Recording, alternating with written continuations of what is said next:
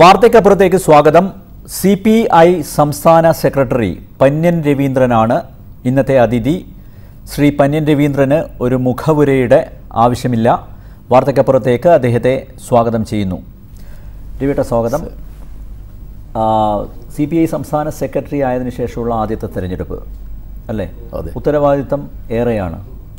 പക്ഷേ CPIയുടെ ഒരു സീറ്റ് ഉൾപ്പെടെ പെയ്ഡ് സീറ്റ് എന്നുള്ള ആരോപണം ഇക്കുറി തെരഞ്ഞെടുപ്പിൽ സജീവമായിട്ട് ഉയർന്നു വന്നിട്ടുണ്ട്. എങ്ങനെ കാണുന്നു ഇത്തരം ആക്ഷേപങ്ങളെ? ആ ആരോപണത്തെ ഞാൻ ഗൗരവത്തോടെ കാണുന്നില്ല. കാരണം എതിരാളികൾ ഇതുപോലെ പല ആരോപണങ്ങളും ഉന്നയിക്കും. അതിൽ കൂടുതലായി അതിൽ പ്രസക്തിയില്ല. കാരണം ഞങ്ങളുടെ പാർട്ടിയുടെ സ്ഥാനാർത്ഥികളാണ് 4 സ്ഥാനാർത്ഥികളും. പാർട്ടി സ്ഥാനാർത്ഥിയുടെ അടുത്ത് കാശ് വാങ്ങുന്ന ഒരു പാരമ്പര്യം നമ്മുടെ അടുത്തില്ല. നമ്മൾ കാശുമായി ബന്ധപ്പെടുന്ന തെരഞ്ഞെടുപ്പിനെ കാണാറുമില്ല. കമ്മ്യൂണിസ്റ്റ് പാർട്ടി തെരഞ്ഞെടുപ്പിൽ സ്ഥാനാർത്ഥി നിർത്തുന്നത് വളരെ ആലോചിച്ചുകൊണ്ടാണ്, വളരെ ദീർഘമായ ചിന്തയോടുകൂടിയാണ്. ആ ചിന്തയുടെ അടിസ്ഥാനത്തിലാണ് നമ്മൾ കേരളത്തിൽ 4 സ്ഥാനാർത്ഥികൾ നിശ്ചയിച്ചത്. അതിൽ പെയ്ഡ് സീറ്റ് എന്ന് പറയുന്നത് ഏതടിസ്ഥാനത്താണെന്ന് എനിക്ക് പിടിയില്ല. തിരുവനന്തപുരത്ത് ഏത് അടിസ്ഥാനത്താണെന്ന് പിടിയില്ല. കാരണം പറഞ്ഞേക്കാം, പെയ്ഡ് സീറ്റ് എന്ന് പറയണമെങ്കിൽ കാശ് വാങ്ങണം. ആര് വാങ്ങിയെന്നാണ് പറയുന്നത്? പുകമുറ പോലെ ആരോപണം ഉന്നയിച്ചിട്ട് കാര്യമില്ല. ഞാനാണ് സംസ്ഥാന സെക്രട്ടറി. ഞാൻ കാശ് വാങ്ങിയെന്ന് ആരെങ്കിലും തെളിയിക്കാൻ കഴിയുമോ? പാർട്ടിയിൽ ഒരുപാട് തലമുതിർന്ന നേതാക്കന്മാരുണ്ട് അല്ലേ? ഉണ്ട്. പക്ഷെ അവർക്കൊന്നും സീറ്റ് കൊടുക്കാതെ ഇതുവരെ പ്രചരണ രംഗത്തോ അല്ലെങ്കിൽ ഇപ്പം രവിയേട്ടൻ മത്സരിക്കുന്ന സമയത്ത് പോലും ഇന്നത്തെ സ്ഥാനാർത്ഥി പ്രചരണ രംഗത്തൊന്നും കണ്ടിട്ടില്ല. അദ്ദേഹത്തിൻ്റെ CPI ആഭിമുഖ്യത്തെക്കുറിച്ചും അറിയില്ല. ഒരു സുപ്രഭാതത്തിൽ ബെന്നറ്റ് എബ്രഹാം വരുന്നു. അപ്പോൾ സ്വാഭാവികമായിട്ടും സംശയിക്കാമല്ലോ. അപ്പോൾ പെയ്ഡ് സീറ്റ് അല്ലെങ്കിൽ എന്താ, കമ്മ്യൂണൽ ഫാക്ടറാണോ? അല്ലല്ല, ഞാനത് പറയാം. അനിൽ നമ്പ്യാർ പറഞ്ഞ കാര്യങ്ങൾ പറയുന്നതല്ല. കാരണം സംശയം ഉണ്ടെങ്കിൽ ദൂരീകരിച്ചു. അതെ, ക്ലിയർ ചെയ്യാം. ഈ സ്ഥാനാർത്ഥികൾ നിശ്ചയിക്കുന്നത് നിങ്ങൾ ഉദ്ദേശിക്കുമ്പോഴല്ല. പാർട്ടിയുടെ നേതാക്കന്മാരുടെ സ്ഥാനാർത്ഥി ആവണമെന്നതിൻ്റെ അർത്ഥം എന്താ? ഞാൻ കമ്മ്യൂണിസ്റ്റ് പാർട്ടിയുടെ സംസ്ഥാന കമ്മിറ്റി സെക്രട്ടറിയാണ്. എൻ്റെ പേര് സ്ഥാനാർത്ഥി സ്ഥാനത്തേക്ക് വന്നു. ഞാൻ പാർട്ടി സെക്രട്ടറി ആയിരിക്കുന്നത് ഞാൻ പോയി മത്സരിക്കണം എന്ന് പറഞ്ഞതിൻ്റെ അർത്ഥം എന്താ? പാർട്ടിയുടെ വലിയ നേതാക്കന്മാർ കാണും. വലിയ നേതാക്കന്മാർ പലപ്പോഴും ഉണ്ടായിട്ടുണ്ട്. പക്ഷെ തെരഞ്ഞെടുപ്പിൽ മത്സരിക്കുമ്പം വലിയ നേതാവാണോ ചെറിയ നേതാവാണോ സാധാ മെമ്പറാണോ എന്ന് നോക്കിക്കൊണ്ടല്ല. ഇദ്ദേഹത്തിൻ്റെ കാര്യം Bennett Abraham, doctor Bennett Abraham അദ്ദേഹമാണെങ്കിൽ, താങ്കൾ ഇവിടെ പറഞ്ഞല്ലോ ഞാൻ മത്സരിപ്പം കണ്ടില്ല എന്ന്. അത് താങ്കൾക്ക് ഒരു തെറ്റിദ്ധാരണയാണ്. ഞാൻ മത്സരിക്കുമ്പോൾ 1 മാസക്കാലം ലീവ് എടുത്ത് വർക്ക് ചെയ്ത ആളാണ് ഇദ്ദേഹം. കൂടെ ഉണ്ടായിരുന്നു? ഇദ്ദേഹം ഉണ്ടായിരുന്നു. കൂടെ ഉണ്ടായില്ല, ലീവ് എടുത്ത് വർക്ക് ചെയ്താ. ഓരോരുത്തർക്കും വർക്ക്, തെരഞ്ഞെടുപ്പ് വർക്ക് എന്ന് പറഞ്ഞാൽ എല്ലാവരും പ്രസംഗിക്കാൻ പോവില്ലല്ലോ. രണ്ടാമത്തെ കാര്യം, അദ്ദേഹം ഈ ബെന്നറ്റ് എബ്രഹാം എന്ന് പറയുന്ന ആള് അദ്ദേഹം പഠിച്ചുകൊണ്ടിരിക്കുമ്പോൾ ലെഫ്റ്റ് ആഭിമുഖ്യമുള്ള ആളാണ്. അദ്ദേഹം PSC മെമ്പറായിരുന്നു. ആ കഥ അറിയാലോ, താങ്കൾക്കറിയാലോ. PSC മെമ്പറായിരുന്നു 6 വർഷക്കാലം. PSC മെമ്പറായത് കമ്മ്യൂണിസ്റ്റ് പ്രസ്ഥാനത്തിൻ്റെ പ്രതിനിധിയായിട്ടാണ്. അതുകൂടി മനസ്സിലാക്കണം.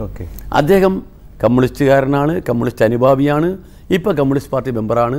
അദ്ദേഹം പാർട്ടിയുടെ സ്ഥാനാർത്ഥിയാണ്. അരിവാൾക്കെതിരെ മത്സരിക്കുന്നു. CPI സ്ഥാനാർത്ഥിയാണ്, CPI മെമ്പറാണ്. അങ്ങനെയുള്ള ഒരാളെക്കുറിച്ച് അദ്ദേഹം തിരുവനന്തപുരത്തെ ഒരു പ്രധാന സമുദായത്തിൻ്റെ പ്രതിനിധി കൂടിയാണ്. കമ്മ്യൂണിസ്റ്റ് പാർട്ടി കഴിഞ്ഞവണ കമ്മ്യൂണിസ്റ്റ് പാർട്ടിയുടെ 4 മന്ത്രിമാരുണ്ടായിരുന്നല്ലോ കേരളത്തിൽ. അതിനെക്കുറിച്ച് വലിയ ആരോപണം എന്താ? ഒരേ സമുദായത്തിൽപ്പെട്ട 4 പേരെ വെച്ചിരുന്ന. ഇതൊക്കെ പറയുന്നതിൽ വല്ല അർത്ഥമുണ്ടോ? CPIയുടെ യുവജന സംഘടനകൾക്ക് അമർഷമുണ്ടോ ഇദ്ദേഹത്തിൻ്റെ സ്ഥാനാർത്ഥിത്വത്തിൽ? ഞാൻ ചോദിക്കാൻ കാരണം എന്ന് വെച്ച് കഴിഞ്ഞാൽ അവിടെ കാരക്കോണത്ത് സ്വാശ്രയ സമരം മാർച്ചൊക്കെ നടത്തി അന്ന് വലിയ ഇഷ്യൂ ഒക്കെ ഉണ്ടാക്കിയിരുന്നു. അന്ന് പലർക്കും അടികൊണ്ടു നേതാക്കന്മാർക്ക്. സമരം നടത്തിയത് നേരാ, സ്വാശ്രയ കോളേജിനെ സമരം നടത്തി. അതെല്ലാം മറന്നുപോയി സമയത്ത്. കാരക്കോണത്തും സമരം നടത്തിയിരുന്നു. കാരക്കോണം മെഡിക്കൽ കോളേജ് എന്ന് പറയുന്നത് ഡോക്ടർ ബെന്നറ്റ് എബ്രഹാമിൻ്റെ കോളേജല്ല, അതൊരു സഭയുടെ കോളേജാണ്. ആ സഭയിലെ ഒരു സഭയിലെ ഉദ്യോഗസ്ഥനാണ് അദ്ദേഹം. നിങ്ങൾ ഏൽപ്പിക്കുന്ന ഒരു സഭയുടെ ഉദ്യോഗസ്ഥനായിട്ട് ജോലി ഏൽപ്പിച്ചതാ. അദ്ദേഹം അടുത്ത ഡോക്ടറാണ്, അദ്ദേഹം അടുത്ത ഉദ്യോഗസ്ഥനാണ്. അതുകൊണ്ട് കാരക്കോണം മെഡിക്കൽ കോളേജിലെ സമരത്തിൽ നമ്മുടെ ആളുകൾക്ക് അടികൊണ്ടിട്ടുണ്ട്, നമ്മളെ വിദ്യാർത്ഥികൾക്ക് യുവാക്കൾക്ക് അടികൊണ്ടിട്ടുണ്ട്. സമരം ചെയ്യുമ്പോൾ അടി കിട്ടും. അടി കിട്ടുമ്പം അതോടുകൂടി ആ സമരം ചെയ്യുന്ന ആ സംഘടനയുമായി അല്ലെങ്കിൽ ആ സ്ഥാപനവുമായി നമ്മൾ അതിനുശേഷം പല കാര്യങ്ങളിലും ശാസ്ത്രീയ പ്രശ്നങ്ങളിലുള്ള തീരുമാനങ്ങളൊക്കെ എടുത്തില്ലേ, അങ്ങനെ മുന്നോട്ട് വന്നില്ലേ? അങ്ങനെ വന്നതിന് ശേഷം പിന്നെ ആത്യന്തികമായി ഒരു വിരോധം അവരോട് ഏർപ്പെടുത്തുക എന്ന് പറഞ്ഞാൽ അങ്ങനെയൊക്കെ പറയുന്നത് ശരിയാണോ? സുരേഷ് ഗോപി ഉൾപ്പെടെ പല പ്രമുഖരും തിരുവനന്തപുരത്ത് മത്സരിക്കാൻ ആഗ്രഹം പ്രകടിപ്പിച്ച് സമീപിച്ചിരുന്നു എന്ന് കേൾക്കുന്നു. വാസ്തവമുണ്ടോ ഇതിൽ? എൻ്റെ അടുത്ത് ആരും സമീപിച്ചില്ല കേട്ടോ. എൻ്റെ അടുത്ത് ആരും സമീപിച്ചില്ല. ഈ പറയുന്ന പേരുകളൊന്നും എൻ്റെ അടുത്ത് സമീപിച്ചാൽ സമീപിക്കാതെ ഞാനതിനെ കള്ളത്തരം പറയേണ്ട കാര്യം. പക്ഷെ സമീപിച്ചാലുണ്ട് ഒരുപാട് ബയോഡാറ്റ വന്നിട്ടുണ്ട്. ആ ബയോഡാറ്റയൊക്കെ വന്ന ആളുകൾ അവർക്ക് ആഗ്രഹിച്ചോട്ട് ആഗ്രഹിച്ചോട്ടെന്ന് നമ്മൾ സ്ഥാനാർത്ഥി തീരുമാനിക്കുമ്പം അവരെ കത്ത് വന്നിരുന്നുള്ള നമ്മൾ കമ്മിറ്റി പറയണല്ലോ, ബയോഡാറ്റ കാണിക്കുമ്പോൾ അത് കാണിക്കുകയും ചെയ്തിട്ടുണ്ട്. എന്നാലും അതിനപ്പുറം നമുക്ക് എന്താ ചെയ്യാൻ കഴിയുക? ഇക്കുറി ഈ സ്ഥാനാർത്ഥി നിർണ്ണയത്തിൽ അപാകതകളുണ്ടെന്നും ഇടതുമുന്നണിയിലുള്ളവർ തന്നെയാണ് പറയുന്നത്. കാരണം കോൺഗ്രസ്സുകാരെ പിടിച്ച് സ്ഥാനാർത്ഥികളാക്കുന്നു. തലേ ദിവസം വരെ AICC അംഗമായിരുന്ന പീലിപ്പോസ് തോമസിനെ സ്ഥാനാർത്ഥിയാക്കുന്നു. റഹിമാൻ KPCC അംഗമായിരുന്നു, അദ്ദേഹത്തെ സ്ഥാനാർത്ഥിയാക്കുന്നു. എറണാകുളത്ത് ഒരാളെ സ്ഥാനാർത്ഥിയാക്കുന്നു, അദ്ദേഹം പ്രസിഡൻറ്റിൻ്റെ സെക്രട്ടറി ആയിരുന്നു. അപ്പോൾ സ്വാഭാവികമായിട്ട് സംശയം ഉയരാലോ. അല്ല, പീലിപ്പോസ് തോമസിൻ്റെ കാര്യം നിങ്ങളറിയില്ല. നിങ്ങളെല്ലാം ഒരേ ചരട് കൊണ്ടുവരും ഓർക്കല്ല. പീലിപ്പോസ് തോമസ് എന്ന് പറയുന്ന കാര്യം ആള് കോൺഗ്രസിൻ്റെ മുഖ്യമന്ത്രി. ഞാനിവിടെ മുഖ്യമന്ത്രിയാണെങ്കിൽ ആറന്മുള വിമാനത്താവളത്തിൽ വിമാനം ഇറങ്ങുമെന്ന് പറഞ്ഞ മുഖ്യമന്ത്രിയാകും ഉമ്മൻചാണ്ടി. അദ്ദേഹത്തിനെതിരായ സമരത്തിൽ ശക്തമായി നിൽക്കുന്ന ആളാണ് ഈ പീലിപ്പോസ് തോമസ്. ഒന്നും ആ ഒരൊറ്റ കാരണം കൊണ്ടല്ല, അതുപോലെ ജനപക്ഷത്തെ പല കാര്യങ്ങളും നിൽക്കുന്ന ആളാണ് അബ്ദുറഹ്മാൻ. അങ്ങനെയാണ് കുറച്ചു കാലമായി ഈ നയത്തിനെതിരായി അവർ നിൽക്കുന്നതാണ്. അഭിപ്രായ വ്യത്യാസമാണ്. നിങ്ങൾ RSP പോലെയല്ലേ ഇത്. RSP ഒരു ദിവസം തന്നെ കുപ്പായം മാറ്റി വെച്ച് വേറൊരു കുപ്പായം എടുത്തിട്ട് ഇവരങ്ങനെയല്ല, ഓടിച്ചു വിട്ടതിൻ്റെ കാര്യം പറയാം. അതിനെപ്പറ്റി വിശദമായിട്ട് ഇപ്പോൾ പറയാം. അപ്പം ഇതൊക്കെ ഒരു വ്യത്യസ്ത നിലപാട് സ്വീകരിച്ച ആളുകളാണ് ഇതുപോലുള്ള തലങ്ങൾ വന്നിരിക്കുന്നത്. VR കൃഷ്ണയ്യരും പിന്നെ ജോസഫ് മുണ്ടശ്ശേരിയായിട്ട് ഉപമിക്കുന്നതിൽ എനിക്ക് യോജിപ്പില്ല. അല്ല, മുണ്ടശ്ശേരി മാഷെക്കുറിച്ച് നമുക്ക് അറിയാലോ, കൊഴിഞ്ഞിലകൾ വായിച്ചാൽ മനസ്സിലാവും. അതെ, മുണ്ടശ്ശേരി മാഷ് അതിനു മുമ്പ് കമ്മ്യൂണിസ്റ്റുകാരനായിരുന്നില്ല. അതൊരു സത്യമല്ലേ? സത്യമാണ്. കമ്മ്യൂണിസ്റ്റുകാരനല്ലാത്ത മുണ്ടശ്ശേരി മാഷെ കൊണ്ടുവന്ന് കമ്മ്യൂണിസ്റ്റ് പാർട്ടി സ്വതന്ത്ര ആ ഒരു തലത്തിലാണോ ഇവരൊക്കെ നിൽക്കുന്നത്? മുണ്ടശ്ശേരി മാഷ് ഒരു ഭൗതിക തലത്തിൽ ഒരുപാട് ഉയർന്ന ആളാണ്. അതിന് ഒരുപാട് സാമ്യം ചെയ്യാനില്ല. BR കൃഷ്ണനെയും മുണ്ടശ്ശേരി മാഷിയും ഒരുപോലെ പിന്നെ പെടുത്താൻ പറ്റില്ല. അങ്ങനെ പെടുത്തണ്ട, അങ്ങനെ പെടുത്തും വേണ്ട. പക്ഷെ അന്ന് നമ്മൾ 5 പേര് MLA ജയിച്ചു വന്ന്, ആ 5 പേര് ജയിച്ചു വന്ന കൊടുത്ത് എല്ലാവരും BR കൃഷ്ണനെയും പിന്നെ ഈ ജോസഫ് മുണ്ടശ്ശേരിയെയും AR മേനോനെയും പോലുള്ള ആളുകളിൽ അല്ലാത്ത വോട്ടർ ഉണ്ടായിരുന്നു. അപ്പം കമ്മ്യൂണിസ്റ്റ് പാർട്ടി കാലാകാലങ്ങളിൽ ചില പ്രത്യേക സന്ദർഭത്തിൽ നമുക്ക് സ്വന്തമായി ജയിക്കാൻ ആവശ്യമായ വോട്ടുകളില്ല എന്ന് തോന്നിയാൽ മറ്റ് വോട്ടുകൾ കൂടി സ്വാധീനിക്കാൻ പറ്റിയ സ്വതന്ത്രമാരെ സ്വീകരിക്കുന്നതിൽ തെറ്റൊന്നുമില്ല. പാർട്ടി വിരുദ്ധരെ സ്വീകരിക്കാൻ പാടില്ല എന്ന് മാത്രമേ ഉള്ളൂ, അതിൽ തെറ്റില്ല. അങ്ങനെയുള്ള സ്വതന്ത്രന്മാർ പലരും വന്നിട്ടുണ്ടാവും. RSPയുടെ അസാന്നിധ്യം ഇടതുമുന്നണിയെ ദുർബലപ്പെടുത്തില്ലേ? RSPയുടെ അസാന്നിധ്യം തുടക്കത്തിൽ നമുക്കൊരു ഷോക്ക് ഉണ്ടാക്കിയിരുന്നു. സത്യമാണ്, എനിക്ക് പോലും ഷോക്ക് ഉണ്ടാക്കിയിരുന്നു. കാരണം RSP കഴിഞ്ഞ 10-32 വർഷമായി നമ്മുടെ കൂടെയുള്ളൊരു പാർട്ടിയാണ്. മാത്രമല്ല RSPക്കാർ ഇടതുപക്ഷ തീവ്രവാദത്തിന്റെ, അതെ, ഇടതുപക്ഷ തീവ്രവാദം, റവല്യൂഷണറി സോഷ്യലിസ്റ്റ് പാർട്ടി, ചെറിയ പാർട്ടിയല്ല. ഞങ്ങളും അവരും തമ്മിലുള്ള വൈകാരികമെന്ന് ചെറുതല്ല. നിങ്ങൾക്ക് ഓർമ്മയുണ്ടാകും, സെക്രട്ടറിയുടെ മുമ്പിൽ നടന്ന രാപ്പകൽ സമരം. ആ സമരത്തിൽ പിണറായി വിജയൻ, കോടിയേരി ബാലകൃഷ്ണൻ, പ്രേമചന്ദ്രൻ, നമ്മൾ 4 പേരെ അടുത്തടുത്ത് കിടന്നുറങ്ങിയത്. ഞാനും പ്രേമചന്ദ്രനും വളരെ അടുത്തായിരുന്നു. എന്നിട്ടും ഇത്രമാത്രം തീവ്രമായി ഇടതുപക്ഷ പ്രസ്ഥാനത്തിന് വേണ്ടി UDFനെയും കോൺഗ്രസിനെയും എതിർത്ത പ്രേമചന്ദ്രൻ എങ്ങനെ ഇങ്ങനെ ഒരു മാനസാന്തരം വന്നു എന്നുള്ളത് എനിക്കൊരു പിടിയും കിട്ടുന്നില്ല. ഞാൻ അപ്പോഴും ആലോചിക്കുക, മനസ്സറിയുന്ന യന്ത്രം എൻ്റെ കയ്യിലുണ്ടെങ്കിൽ ഒന്ന് വെച്ച് നോക്കായിരുന്നു, പരിശോധിക്കായിരുന്നു എങ്ങനെ മാറാൻ കഴിയുന്നത്. അങ്ങനെ അപമാനിതനായി എന്ന് പറയുന്നത് ശരിയാണോ? അതിലെ ഒരു ഉദാഹരണം ഞാൻ നിങ്ങളോട് ചോദിക്കാം. 7-ാം തീയതി ഇടതുപക്ഷ ജനാധിപത്യ മീറ്റിംഗ്. ആ മീറ്റിംഗിൽ 7-ാം തീയതി ഞങ്ങളൊക്കെ പോകുന്നു. ഞാൻ സ്ഥിരമായി പങ്കെടുക്കുന്ന ആളാണല്ലോ, താങ്കൾക്കറിയാലോ. ഞാൻ 7-ാം തീയതി അവിടെ രാവിലെ 11 മണിക്ക് ചെല്ലുമ്പോൾ നമ്മളെല്ലാവരോടും ഒരുപാട് തമാശ പറയും. പലപ്പോഴും അങ്ങനെയുണ്ട്, നമ്മൾ തമ്മിൽ പരസ്പര തമാശ പറയുന്ന ഒരു സമയം അതാ. ഒരു 10-15 മിനിറ്റ് തമാശ പറയും. അത് BS പങ്കെടുക്കുക തമാശയിൽ. ഒരു ദിവസം പ്രധാനപ്പെട്ട കഥാപാത്രം കടന്നപ്പള്ളിയായിരുന്നു. കടന്നപ്പള്ളിയുടെ നീളം കുപ്പായം, ആ കുപ്പായത്തെ കുറിച്ചായിരുന്നു ചർച്ച. ഇങ്ങനെ നമ്മളൊരു ഒരുപാട് തമാശയൊക്കെ പറയും. അത് എൻ്റെ മുടിയും ചർച്ച ചെയ്യും, എങ്ങനെയൊക്കെ പറയും.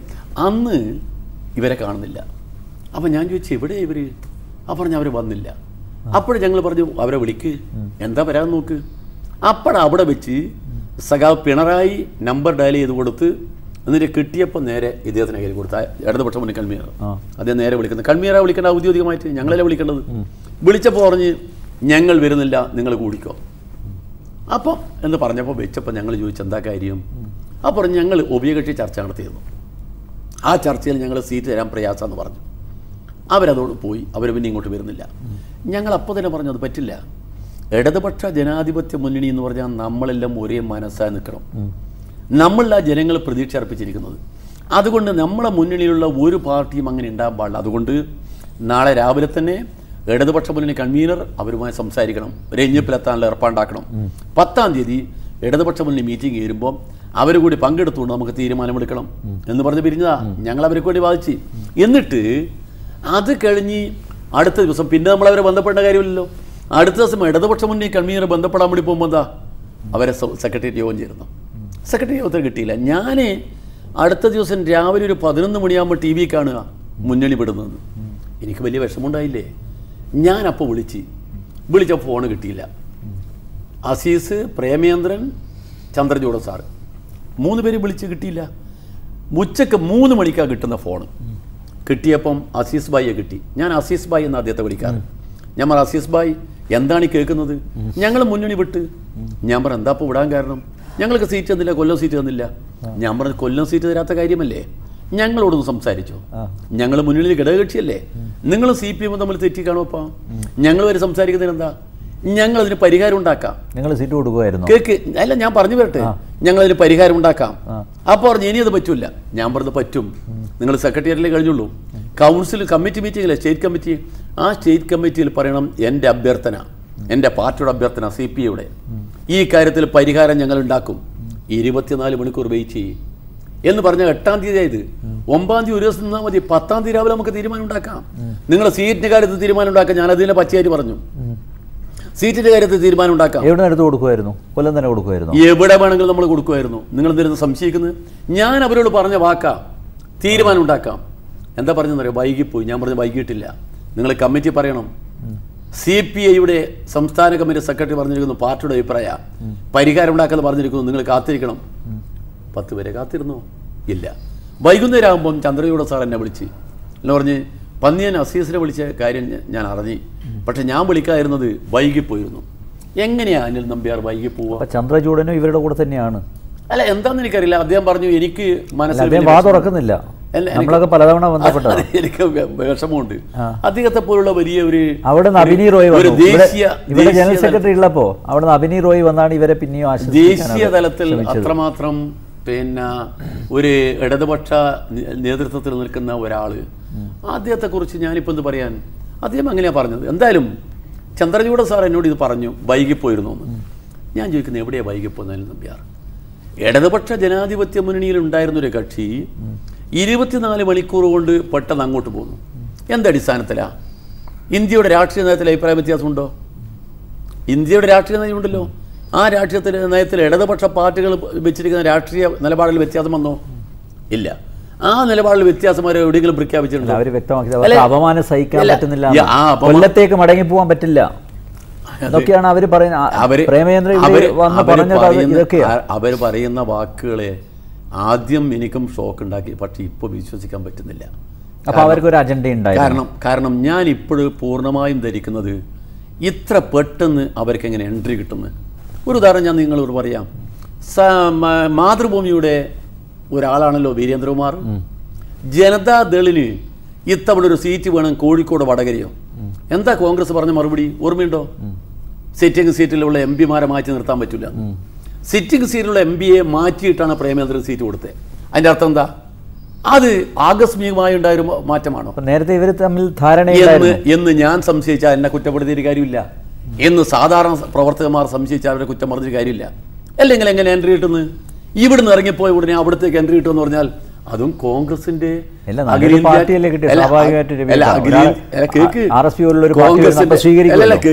കോൺഗ്രസിന്റെ അഖിലേന്ത്യാ നേതൃത്വം അവരപ്പോൾ പച്ചക്കൊടി കാണിക്കുന്നു, എല്ലാം ദ്രുതഗതിയിൽ അങ്ങ് നടക്കുന്നു എന്ന് പറഞ്ഞാൽ അവിടെ ഇവിടെയും കൂടാതെ നടന്നോ? അല്ല എന്ന് പറഞ്ഞാൽ അതിൽ ആരെങ്കിലും കുറ്റപ്പെടുത്തിയൊരു കാര്യമുണ്ട് അനിൽ നമ്പ്യാർ? താങ്കൾ ഒരുപാട് സീനിയറായ പത്രപ്രവർത്തകനല്ലേ, ഇങ്ങനെ ഒരു മാറ്റം ആർക്കെങ്കിലും പ്രതീക്ഷിക്കാൻ കഴിയുമോ? മാത്രമല്ല, ഇന്നലെ വരെ നമ്മളെ കൂടി ഒരുമിച്ച് കിടന്ന് ഇടതുപക്ഷ ജനാധിപത്യ പ്രസ്ഥാനത്തിൻ്റെ ഏറ്റവും നല്ല അഡ്വക്കറ്റായും ഏറ്റവും നല്ല നാവായും ഏറ്റവും ശക്തനായ വക്താവായും പ്രവർത്തിച്ച പ്രേമേന്ദ്രൻ എന്ന് പറയുന്ന എൻ്റെ പ്രിയ സുഹൃത്ത് എന്നോടൊരു വാക്ക് പോലും പറയാതെ പോയപ്പോൾ എനിക്കുണ്ടായൊരു ദുഃഖം ചെറുതാണോ? കൊല്ലത്ത് പ്രചരണ രംഗത്ത് പുള്ളി പതറുകയാണെന്ന് കേട്ടു. കാരണം പല വിഷയങ്ങളിലും പ്രസംഗിക്കാൻ പറ്റുന്നില്ല. ഇന്നലെ വരെ പ്രസംഗിച്ചത് ഒന്ന് പെട്ടെന്ന് മാറ്റാൻ പറ്റുന്നില്ല. പുള്ളിയുടെ മനസാക്ഷിയെ അനുവദിക്കുന്നില്ല. ഇരുവേട്ടെ ഞാൻ ഒരു കാര്യം ചോദിച്ചോട്ടെ, CPM-ഉം CPI-യും തമ്മിൽ തർക്കമുണ്ട്. ഇവിടെ തിരുവനന്തപുരത്ത് തന്നെ വെഞ്ഞാറമൂട്ട്, അങ്ങനെ പല ഇഷ്യൂസും ഉണ്ട്. CPM-ൽ നിന്ന് താങ്കളുടെ പാർട്ടിയും അപമാനം സഹിച്ചിട്ടില്ലേ? അല്ല, ഇപ്പോഴും സഹിക്കുന്നില്ലേ? അങ്ങനെ ഒരു വലിയേട്ടൻ മനോഭാവം അവർക്കില്ലേ? അങ്ങനെ എല്ലാത്തിനെയും കൊണ്ടുപോയി ഒരു ഏകീകരിപ്പിക്കണ്ട. CPI-യും CPM-ഉം രണ്ട് പാർട്ടികളാണ്. രണ്ട് പാർട്ടികൾ തമ്മിൽ പലപ്പോഴും തർക്കം ഉണ്ടാവും. ആ തർക്കത്തിന് പരിഹാരം ഉണ്ടാക്കും. ഞങ്ങളിപ്പോൾ തമ്മിലുള്ള തർക്കം ചില സ്ഥലങ്ങളുണ്ട്. തിരുവനന്തപുരത്ത് 2 സ്ഥലങ്ങൾ തർക്കമുണ്ട്, നിങ്ങൾ പറഞ്ഞ് ശരിയാണ്. ആ തർക്കത്തിന് നമ്മൾ പരിഹാരം ഉണ്ടാക്കും. ആ തർക്കങ്ങളെക്കാളും വലുതാണ് പൊതുശത്രുവിനെതിരായ പോരാട്ടം, പാവപ്പെട്ട മനുഷ്യർക്ക് വേണ്ടിയുള്ള പോരാട്ടം, നാടിന് വേണ്ടിയുള്ള പോരാട്ടം. ആ പോരാട്ടത്തിനിടയിൽ ഈ തർക്കങ്ങൾ അവിടെ മാറ്റിവെക്കും. ഇപ്പം നമ്മുടെ മുമ്പിലുള്ള എന്താ? നമ്മുടെ രാജ്യത്തിലെ ഏറ്റവും വലിയ ജനകീയ പോരാട്ടമാണ് തെരഞ്ഞെടുപ്പ് യുദ്ധം. ആ യുദ്ധത്തിൽ നമ്മൾ തമ്മിലുള്ള തർക്കം പറഞ്ഞു നിൽക്കാനാവും നേരം. പൊതുശത്രുവിനെതിരായുള്ള പോരാട്ടത്തിൽ തർക്കമാണോ വലിയ വിഷയം? ആ തർക്കം അവിടെ മാറ്റിവെക്കും. കാരണം എന്താ? കമ്മ്യൂണിസ്റ്റുകാർക്ക് നയമുണ്ട്, ലക്ഷ്യബോധമുണ്ട്. ആ കർമ്മരംഗത്ത് എന്ത് ചെയ്യണമെന്ന് അവർക്കറിയാം, പൂർണ്ണമായിട്ട് അറിയാം. അതുകൊണ്ട് അത് പറഞ്ഞുകൊണ്ട് നമ്മളിങ്ങനെ മാറിയിരിക്കാനാണോ? അങ്ങനെ മാറിയിരിക്കാൻ കഴിയില്ല കമ്മ്യൂണിസ്റ്റുകാർക്ക്. കമ്മ്യൂണിസ്റ്റുകാരാണെങ്കിൽ മാറി നിൽക്കാൻ കഴിയില്ല. അതുകൊണ്ട് രണ്ട് പാർട്ടികളും നിലയിൽ അഭിപ്രായ വ്യത്യാസമുണ്ട്. രണ്ട് പാർട്ടികൾക്കും അഭിപ്രായ വ്യത്യാസം കാണുമല്ലോ. എന്നാൽ ഇടതുപക്ഷ ജനാധിപത്യ മുന്നണിയിലോ പൊതുവായും മുന്നണിയുടെ രാഷ്ട്രീയത്തിൽ നമ്മൾക്കെല്ലാം യോജിപ്പുണ്ട്. ആ യോജിപ്പ് വെച്ചുകൊണ്ടാണ് തെരഞ്ഞെടുപ്പ് നേരിടുന്നത്. അപ്പുറത്ത് നമ്മുടെ നാട്ടിലെ ജനങ്ങളെ കൊണ്ടുപോയി ഇതുപോലെ കഷ്ടപ്പാടിലാക്കിയ, കർഷകരുടെ ആത്മഹത്യക്ക് വേണ്ടി വളം വെച്ച് കൊടുത്ത, വിലക്കയറ്റം ഈ നാട്ടിൽ ഇത്രമാത്രം വർദ്ധിപ്പിച്ചുകൊണ്ടിരിക്കുന്ന ഒരു ഭരണാധികാരികൾ നിൽക്കുമ്പോൾ നമ്മൾ തമ്മിലുള്ള രണ്ട് പാർട്ടികൾ തമ്മിലുള്ള തർക്കമാണ് പ്രധാനം. ആ തർക്കം വിഷയമേ അല്ല. അതുകൊണ്ട് തോൽപ്പിക്കേണ്ട ആരാ? പൊതുശത്രുവാ. ആര്? UDF. ആ UDF-നെതിരായ പോരാട്ടത്തിൽ നമ്മളെല്ലാം മറന്നു വെച്ചുകൊണ്ട് തെരഞ്ഞെടുപ്പ് കഴിഞ്ഞാൽ പിന്നെയും തർക്കങ്ങളുണ്ടാവും. തർക്കമില്ലായിരിക്കില്ല. രണ്ട് പാർട്ടികളായാലും തർക്കം ഉണ്ടാവും, അല്ലെങ്കിൽ പല പാർട്ടികളായാലും തർക്കം ഉണ്ടാവും. ആ തർക്കം കൊണ്ട് ഇനി തെരഞ്ഞെടുപ്പിൽ നമ്മളെല്ലാം തർക്കിക്കാം. ഒരു കാര്യം അനിൽ നമ്പ്യാർ, ഞാൻ ഒരു കാര്യം പറയാം. ഇടതുപക്ഷ ജനാധിപത്യ മുന്നണി ഏറ്റവും യോജിപ്പോടുകൂടി ഏക മനസ്സായി നീങ്ങുന്ന തെരഞ്ഞെടുപ്പായി തെരഞ്ഞെടുപ്പ്. എന്തായാലും അത് പറയാൻ ഒരു കാരണം കൂടി ഉണ്ടാവും. എന്തായാലും ഇത്തവണ VS അച്യുതാനന്ദനെ നിങ്ങളുടെ പരിധിയിൽ വരുത്താൻ അല്ലല്ല, ഞാൻ അതിന്റെ കൂടി ഒരു കാര്യം കൂടി പറയാം. കഴിഞ്ഞ 2009 തെരഞ്ഞെടുപ്പ് താങ്കളുടെ മനസ്സിലുണ്ടാകും. താങ്കൾ എല്ലാ കാര്യവും ഓർക്കുന്നുണ്ട്. ആ തെരഞ്ഞെടുപ്പിലാണ് നമ്മളും CPM തമ്മിൽ തർക്കമുണ്ടായ പൊന്നാനി തർക്കത്തിന് പേരിൽ അന്ന് നമ്മൾ പരസ്യമായ യുദ്ധമുണ്ടായി. അതിനുശേഷം പൊന്നാലിക്ക് പകരം വയനാട് വന്നു. നമ്മുടെ പാർട്ടി പ്രവർത്തകന്മാരുടെ മനസ്സിൽ ആ മുറിവ് കുറേശ്ശെ ഉണ്ടായിരുന്നു. അന്ന് നമ്മൾ തോറ്റുപോയില്ലല്ലോ. ഇത്തവണ അതല്ല. ഇത്തവണ നമ്മുടെ നാടിനെ ഇത്രമാത്രം തകർത്ത ഭരണാധികാരി വർഗത്തിനെതിരായ പോരാട്ടത്തിൽ ഒരേ മനസ്സോടെ നിൽക്കുന്നു. ആ മനസ്സോടെ നിൽക്കുമ്പോൾ താങ്കൾ പറഞ്ഞത് കൂടി അതിൻ്റെ കൂടിയുണ്ട്. VS നമ്മളെ പോരാളികൾക്ക് ആവേശം നൽകുന്ന ഏറ്റവും വലിയ വിപ്ലവകാരിയായ VS. ആ VS-ന് കേരളത്തിലെ ജനമനസ്സിൽ ഒരു വലിയ സ്ഥാനമുണ്ട്. കേരളത്തിലെ ജനജീവിതത്തിൽ ഏറ്റവും സ്വാധീനം ചെലുത്തുന്ന ഒരു കമ്മ്യൂണിസ്റ്റുകാരനാണ്. VS-നെ പോലുള്ള ഒരു പോരാളി നമ്മളെ നയിക്കാൻ തിരിച്ചറിയുന്നില്ല. അതൊക്കെ വെറുതെ സർവാത്മന സ്വാഗതം ചെയ്യും. ആ ഒരു വിശാല മനസ്കത CPM-നില്ല. അല്ല, അതല്ല. അത് ചിലപ്പം അനിൽ നമ്പ്യാർ, താങ്കളെ കുറിച്ച് ഞാൻ കുറ്റം പറയുന്നില്ല. VS-ന്റെ വാക്കിൽ നിന്ന് അടർത്തിയെടുത്തുകൊണ്ട് പലപ്പോഴും ഇടതുപക്ഷ പ്രസ്ഥാനത്തിനെതിരായ ഒരു വടിയായി ഉപയോഗിക്കാൻ പലപ്പോഴും ശ്രമിക്കുക. ഇനി ആ വടി നിങ്ങൾക്ക് ഉപയോഗിക്കാൻ കഴിയില്ല. അതിൽ വലിയ വിഷമം നിങ്ങൾക്ക് ഉണ്ട്. ആ വിഷമത്തിൽ നമ്മളോട് കുറ്റം പറഞ്ഞുകൊണ്ട് കാര്യമില്ല. ഈ ഒരു TP വധം ആ സമയത്ത് അദ്ദേഹം അവിടെ പോയി KK രമയെ ആശ്വസിപ്പിക്കുക ചെയ്തതാണ്. ഒരു സുപ്രഭാതത്തിൽ ഇങ്ങനെ മലക്കം അറിയാൻ പാടുണ്ടോ? അല്ല, മലക്കം പറഞ്ഞിട്ടില്ല. അത് വെറുതെ പറയല്ലേ, അങ്ങനെയൊന്നും മലക്കം പറഞ്ഞിട്ടില്ല. TP വധത്തിൽ സഖാവ് VS ഒരു നിലപാട് സ്വീകരിച്ചു. ആ നിലപാട് സ്വീകരിച്ച് ആ TP വധത്തിൽ കേസ് അന്വേഷിച്ച് പ്രതികളെ കൊണ്ടുപോയി ഇപ്പൊ ശിക്ഷിച്ചതിന്റെ ആ പ്രതികളെ കൂട്ടത്തിൽ ലോക്കൽ കമ്മിറ്റി സെക്രട്ടറി നടപടി പറഞ്ഞ എന്താ അറിയോ? ഇതൊക്കെ മുല്ലപ്പള്ളി രാമചന്ദ്രനും മുഖ്യമന്ത്രി ഉമ്മൻചാണ്ടിയാണ് ഉത്തരവാദികൾ. പാർട്ടിയല്ല. അതിനെ ഈ ജയിലിൽ കിടക്കുന്ന കുഞ്ഞനന്ദനൊക്കെ പാർട്ടിക്കാരല്ലേ? അല്ലല്ല, അതൊക്കെ ഓരോ അദ്ദേഹം നേരത്തെ പറഞ്ഞില്ല. ഓരോ വാക്കിൽ നിന്ന് അടർത്തിയെടുക്കുകയാണ്. ഈ TP വധത്തെ കൊണ്ടുപോയി എങ്ങനെ ലാഭമാക്കി മാറ്റാമെന്നുള്ള ദുഷ്ചിന്തയല്ലേ നയിക്കുന്നത്. അന്ന് TP വധത്തിന്റെ പേരിൽ അവിടെ സെൽവരാജിനെ വിജയിപ്പിക്കാൻ വേണ്ടി TP വധത്തിന്റെ പേരിൽ അന്ന് പ്രചരണം നടത്തിയില്ല. അവിടെ അല്ല, TP വധം ഉപയോഗിച്ചുകൊണ്ട് ഇത്രമാത്രം ലാഭം ഉണ്ടാക്കിയിട്ട് ഇനി സ്ഥിരമായി കാലാകാലം ഉപയോഗിക്കാനാണോ? TP എന്ന് പറയുന്നത് ഒരു പൊതുപ്രവർത്തകനാണ്. ആ പൊതുപ്രവർത്തകന്റെ രക്തസാക്ഷിത്വത്തിൽ നമുക്കെല്ലാം മനസ്സിൽ നൊന്നിട്ടുണ്ട്, നമുക്കെല്ലാം വേദനയുണ്ട്. അതേ പ്രതികളെ അതൊക്കെ കോടതിന്റെ മുമ്പിൽ വെച്ച് തീരുമാനമായ പ്രതികൾ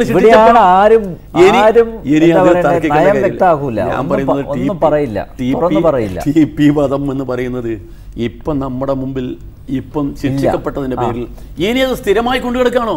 എന്നാൽ ഇപ്പോൾ സ്ഥിരമായി കൊണ്ടുനടക്കാൻ ശ്രമിക്കുന്ന ആളുണ്ട് കേട്ടോ. ഒരാൾ അതിന്റെ പേരിൽ കഥ എഴുതിയ പുസ്തകം വിറ്റ് പണമുണ്ടാക്കുന്നുണ്ട്. അതിപ്പോ പറഞ്ഞിട്ടുണ്ട്, ഇതുപോലുള്ള സംഭവങ്ങൾ പെട്ട കുടുംബങ്ങൾക്ക് കാശ് കൊടുക്കുന്നു. 3000 കോപ്പി അയാൾ കഥ എഴുതുകയാണെന്ന് പറഞ്ഞ പോലെ ഇപ്പൊ തിരുവഞ്ചൂർ കഥ എഴുതിക്കൊണ്ടിരിക്കുക TP വാർത്തയെക്കുറിച്ച്. എന്തിനാ തിരുവഞ്ചൂർ ഇതിന്റെ കാര്യം? എന്താ കാര്യം? അത് ആഭ്യന്തരമന്ത്രിയായിരുന്നല്ലേ? ഈ സംഭവങ്ങളുടെ കൂടെ അദ്ദേഹം ഉണ്ടായിരുന്നില്ലേ? എന്നിട്ട് പ്രതികളെ മുഴുവൻ ശിക്ഷിച്ചില്ലേ? അന്വേഷണത്തില് അദ്ദേഹത്തിന്റെ പോലീസാണ് വളരെ സമർത്ഥമായി ഇടപെട്ടത്. അദ്ദേഹത്തിന്റെ പോലീസിൽ നിന്ന് മാറി പിന്നെ ചെന്നിത്തലയുടെ പോലീസ് ആയപ്പോഴാ ക്രിമിനൽ പുള്ളികളെ കൂട്ടത്തിൽ യഥാർത്ഥ ക്രിമിനൽ ഒഴിവാക്കിയിരിക്കുന്നത്. അതാണോ ഇപ്പൊ പറഞ്ഞു വരുന്നത്? എന്തായാലും ഗൂഢാലോചനയെ കുറിച്ച് CBI അന്വേഷിക്കാൻ പോവാ. അല്ല, അന്വേഷിക്കട്ടെ, ഏത് അന്വേഷണം നടത്തട്ടെ. ഞങ്ങളൊന്ന് സ്വീകരിച്ചതാ നിയമത്തിന്റെ വഴിക്ക് പോകണം. ഞങ്ങളൊന്ന് സ്വീകരിച്ചതാ, ഇന്നും ഞങ്ങൾ ഇതിനെ പറയുന്നത്. അതുകൊണ്ട് TP വധം എടുത്തുകൊണ്ട് ഈ തെരഞ്ഞെടുപ്പിൽ ലാഭക്കച്ചവടം നടത്താമെന്ന് ആഗ്രഹിച്ചിരുന്ന ആളുകൾക്ക് ആ ലാഭത്തിന് പറ്റിയ വടി കിട്ടിയില്ല. അതുകൊണ്ട് VS-നെ കുറ്റം പറഞ്ഞത് ശരിയാണോ? VS കേരളത്തിലെ ജനങ്ങളുടെ മുമ്പിൽ, കേരളത്തിലെ ജനങ്ങളുടെ പോരാട്ടങ്ങൾക്ക് മുമ്പിൽ ധീരനായ വിപ്ലവകാരിയ VS. ആ VS-നെ ഇതുപോലെ എന്തെങ്കിലും പറഞ്ഞുകൊണ്ട് ഇപ്പൊ ചില ആളുകൾ VS-നെ കുറിച്ച് എന്തൊക്കെയാ പറഞ്ഞിരിക്കുന്നത്? തെരഞ്ഞെടുപ്പ് കഴിഞ്ഞാൽ അറിയാം VS-ന്റെ എവിടെ. ആദ്യം തെരഞ്ഞെടുപ്പ് കഴിഞ്ഞാൽ അറിയാം എന്നൊക്കെ പറയുന്നത് ഈ ഒരു സ്നേഹം തുടർന്നു പോയാൽ ഒരു മുൻവിധിയോട് കൂടി അല്ലേ എന്റെ അനിൽ നമ്പ്യാർ ഇതൊക്കെ. ഇവിടെ എങ്ങനെയാണ് ഇടതുമുന്നണിയുടെ വിജയ സാധ്യത? എങ്ങനെയാണ്? ചരിത്രത്തിലെ ഏറ്റവും വലിയ വിജയം കേരളത്തിൽ ഇടതുപക്ഷ മുന്നണി നേടിയെടുക്കാൻ പോവാ. ഞാനൊരു കാര്യം ചോദിക്കാം, UDF-ന് ഉറപ്പ് പറയാവുന്ന സീറ്റ് ഏതാ? പൊന്നാനി പോലും ഇപ്പൊ ആടിക്കളിക്കുന്ന സീറ്റാ. പൊന്നാനി, കാസർഗോഡ് പോലും കിട്ടുന്നതാണ് അവർ പറയുന്നത്. എന്നൊക്കെ അവർക്ക് പറയുന്നില്ല. ഇപ്പൊ എന്താ അവരിപ്പോ പറഞ്ഞുകൊണ്ടിരിക്കുന്നത്? എല്ലാ സീറ്റൊക്കെ ജയിക്കുന്ന. മാത്രല്ല ഉമ്മൻചാണ്ടിയുടെ ഒരു പ്രഖ്യാപനം കേട്ടില്ലേ? കേരളത്തിലെ ഗവൺമെന്റിനെതിരായുള്ള വിധിയാവും. ഏത് വിധിയിലാ കേരളത്തിലെ ഗവൺമെന്റ്? ഞാൻ ചോദിക്കട്ടെ, അത്രയ്ക്ക് ആത്മവിശ്വാസമല്ല, വായ്ത്താരിയാണ്. ഏതെങ്കിലും ഒരു വാക്കിൽ അദ്ദേഹം പറഞ്ഞത് തെറ്റാണെന്ന് പറഞ്ഞു തെറ്റ് തിരുത്താൻ അദ്ദേഹം തയ്യാറായിട്ടുണ്ടോ? ഇപ്പം നമ്മളെ മുമ്പിലുള്ള എന്താ നമ്മളെ മുമ്പിലുള്ള കസ്തൂരിരംഗൻ റിപ്പോർട്ട്. 123 പഞ്ചായത്തുകൾ നോട്ടിഫൈ വില്ലേജുകൾ നോട്ടിഫൈ ചെയ്തിട്ട് ഇപ്പം 2013 നവംബർ മാസം 13 ഫെബ്രുവരി മാസത്തിലാണ് രമേശ് ചെന്നിത്തല പറഞ്ഞു വെച്ച അവിടെ ഡൽഹിയിൽ മൗലിയെ കാണാൻ. എന്താ കാര്യം? തെരഞ്ഞെടുപ്പിൽ ഈ കാർഡ് കാണിച്ച് രക്ഷപ്പെടുത്താനല്ലേ? ഇപ്പോൾ വന്നിരിക്കുന്ന പിന്നെ ഹരിത ട്രിബ്യൂണൽ റിപ്പോർട്ട് എന്താ ഇതിനകത്ത് പറഞ്ഞിരിക്കുന്നത്? ഹരിത ട്രിബ്യൂണൽ 2013 നവംബർ 13 നോട്ടിഫിക്കേഷൻ അതുപോലെ നിൽക്കുന്ന. അതിൻ്റെ അർത്ഥം എന്നറിയോ? ആ മണ്ണിൽ പണിയെടുക്കുന്ന, ആ മണ്ണിൽ കൃഷി ചെയ്ത, കാലാകാലങ്ങളായ അപ്പൂപ്പൻ്റെ കാലത്ത് മുതൽ കൃഷി ചെയ്തിരുന്ന ആന്റണി അന്യന, അദ്ദേഹത്തിന് ആ ഭൂമിയിൽ അവകാശമില്ല. അദ്ദേഹത്തിന് വേണമെങ്കിൽ നിൽക്കുക, വേണമെങ്കിൽ കൃഷി ചെയ്യുക. എത്ര മര്യാദകളായി കാട്ടിയിരിക്കുന്നത്. എന്നിട്ടിപ്പം നമ്മളെ മുഖ്യമന്ത്രി കണ്ണൂർ വെച്ച് പറയുക ഒരു കുഴപ്പമില്ല എന്ന്. ആരെ ബോധിപ്പിക്കാനാ അനിൽ നമ്പ്യാർ? ആരെ ബോധിപ്പിക്കാനാ? കേരളത്തിലെ പാവപ്പെട്ട ലക്ഷക്കണക്കിന് കൃഷിക്കാരുണ്ട്. ആ കൃഷിക്കാരെ ഇതുപോലെ കൊണ്ടുപോയി ത്രിശങ്ക് സ്വർഗത്തിലാക്കിയിട്ട് ഇപ്പൊ പറയുന്നു കരട് വന്നിരിക്കുന്നു. കരടല്ല, കരണ്ടടിച്ചിരിക്കുക. കരണ്ടടിച്ചിരിക്കുന്ന കരടല്ല. എത്ര മോശമാണത്! അത് തെരഞ്ഞെടുപ്പിൽ വോട്ട് കിട്ടാനുള്ള സൂത്രമല്ലേ? ആ സൂത്രം പ്രയോഗിക്കുന്ന നമ്മുടെ കേരളത്തിലെ മുഖ്യമന്ത്രി നുണ പറയുന്നത് ഞാൻ പറയില്ല. കാരണം എന്താ പറയുക, അദ്ദേഹം ഒരു പ്രധാനപ്പെട്ട പദവിയിലിരിക്കുക, നുണ പറയുന്ന, പക്ഷെ അദ്ദേഹം അസത്യം പ്രചരിപ്പിച്ചുകൊണ്ടിരിക്കുക. അത് കേരളത്തിലെ മുഖ്യമന്ത്രിയുടെ പദത്തിന് ചേർന്നില്ല. അത്രയും ഞാനിപ്പോൾ പറയുന്നത്. അല്ല, LDF അതിലൊരു രാഷ്ട്രീയവൽക്കരണം നടത്തുന്നില്ലേ ഈ കസ്തൂരിരംഗൻ റിപ്പോർട്ട് വെച്ചിട്ട്? നിങ്ങൾ പറയുന്ന ഈ റിപ്പോർട്ടേ നടപ്പിലാക്കില്ല എന്നുള്ള രാഷ്ട്രീയവൽക്കരണം അല്ല അനിൽ നമ്പ്യാർ. ഞങ്ങൾ രാഷ്ട്രീയവൽക്കരണം, ഞങ്ങൾ ജനങ്ങളുടെ യഥാർത്ഥ ദുഃഖത്തെയും അവരെ കണ്ണീരിനെയും നമ്മൾ തിരിച്ചറിയുക. അത് തിരിച്ചറിയുന്നില്ല എന്നുള്ള കാര്യം തിരിച്ചറിയുന്നില്ല. കാരണം 123 വില്ലേജുകൾ നോട്ടിഫൈ ചെയ്തത് 2013 നവംബർ 13 അറിയില്ലേ? എന്താ കേരള ഗവൺമെൻറ് ചെയ്തത്? ഞങ്ങളുടെ പാർട്ടി, ഞാൻ പാർട്ടി സെക്രട്ടറി ആണല്ലോ, ഞാനൊരു കത്ത് എഴുതി കൊടുത്തിരുന്നല്ലോ, അടിയന്തരമായും കർഷകരുടെ ആശങ്കയ്ക്ക് പരിഹാരം ഉണ്ടാക്കണം. കാരണം നോട്ടിഫൈ ചെയ്ത് കഴിഞ്ഞാൽ നമ്മളെ ഭൂമി നോട്ടിഫൈ ചെയ്ത് കഴിഞ്ഞാലേ ഒരു കയ്യാല വെക്കാൻ കഴിയില്ല, നമുക്ക് പറമ്പിന് ലോൺ എടുക്കാൻ കഴിയില്ല, കുട്ടികൾക്ക് സർട്ടിഫിക്കറ്റ് കിട്ടൂല, ഒന്നുമില്ല. ഈ പാവങ്ങളെ ജീവിക്കുന്നുണ്ട് ഒരുപാട് പ്രശ്നങ്ങൾ.